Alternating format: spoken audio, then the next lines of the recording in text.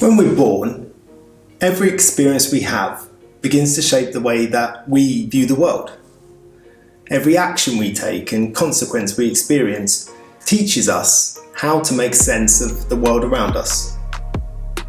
We are hungry, so we cry and we get fed. We touch something hot, we get burned. We learn not to touch it again. For a certain period of our life, we are learning through the experiences we have. This natural curiosity for experimenting and exploration is our way of making sense of the world around us and to learn the rules of survival. Obviously, depending on where you live and your situation, what we experience and what we learn is different for everyone. One person might have a parent that's scared of spiders, and when their child first encounters a spider, the parent reacts with fear and screaming, and the child learns that spiders equal fear. But in another scenario, a child encounters a spider and is told by the parent that spiders are beautiful and that they live here too. That way, the child now learns that they love spiders, and if they ever see a spider climbing or in a vulnerable situation, they can help the spider.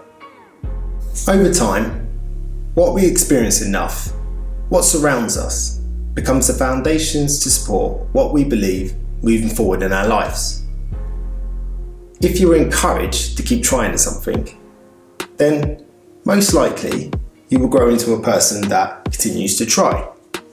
But if your efforts towards things aren't encouraged, maybe you're told that'll do, then it's possible that this is the approach that you will adopt moving forward. This is how a belief can become a limiting belief. However, beliefs are not always based in fact. The issue can often be that we take our beliefs that were formed in our formative years as facts. Facts are facts. They can't be changed. Water is wet, fact. Fire is hot, fact. I'm not smart, that's a belief. See, I love that saying, whether you say you can or you can't, you were right. And very often, I watch people approach an exercise, such as a deadlift, telling themselves that they can't do this, they can't lift this weight. And lo and behold, they can't. Now, obviously, sometimes the weight is just too heavy. But what I'm saying is, what we believe fuels our actions and our effort towards our actions. Now, if you're a confident person, confident talking to people, then you will be happy and confident in speaking to people that you find attractive in a bar. But if you're not, you may never speak to that person that you like, and you'll never find out if they were the one.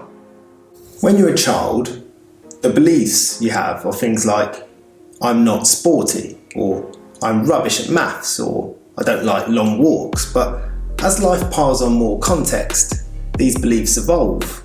As an adult, you might believe you're a bad person or you're a great person, and both of them could be quite limiting. You might say things like, I can't do this because I'm rubbish at it, or I should be because others are, never asking yourself why you can't try. You might spend your time comparing yourself to others. You might develop your own self-worth based off of other people's judgments, or you might say, I don't deserve this, or I don't need any more work, money, friends, etc. You may believe that feeling vulnerable leads to being hurt. But truth be told, no matter what you want out of life, what will ultimately stop you is how you think.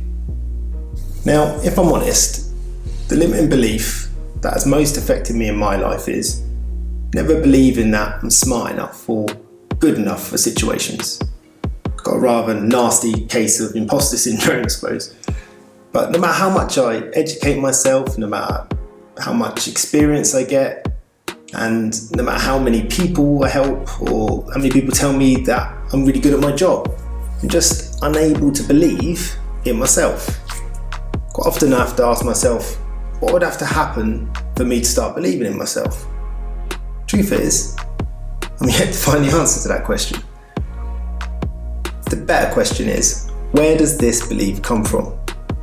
Now, as I've mentioned, I was raised in an environment where my father was unsupportive and violent towards me. I'm also dyslexic and struggled my way through school. And our household was poor, and certainly in the very early stages of my life, I had to battle race barriers. It's not really that difficult to understand how these factors might nurture or support the belief that I'm not smart or not good enough for the world around me. Many people, unknowingly, just accept the situation as this is just how it is. Now, at the end of the day, when it comes to self-development, you're always encouraged to challenge your thinking. And one way to do that is to ask yourself 3 questions. How has your limiting belief affected you in the past? How does it affect you currently? And how might it affect you in the future? And when it comes to my past, not feeling smart or good enough stopped me from taking opportunities that, if I'm honest, would have been great for me. And currently, my limiting belief holds me back from promoting and selling myself and my skills. And clients have often kindly said, "You're such a great coach, but no one knows you exist." And moving forward, if I don't address my limiting beliefs, my business may not grow. And that will continue to feed the idea that I'm not good enough to be successful. Truth be told, people generally have more than one limiting belief, and if you don't address them, you will more than likely continue to get the same results from the same situations. Limiting beliefs are so important to moving forward positively in life, but this video will be in 2 parts. And in part 2, I'll discuss how to identify your limiting beliefs and what you can do to change them. But in this video, I just wanted to clarify what a limiting belief is and how it can affect your life. Now, in closing, what I really want you to take away from this video is that limiting beliefs are learned beliefs. That if you practice enough during the course of your life, you begin to believe them to be unchangeable facts.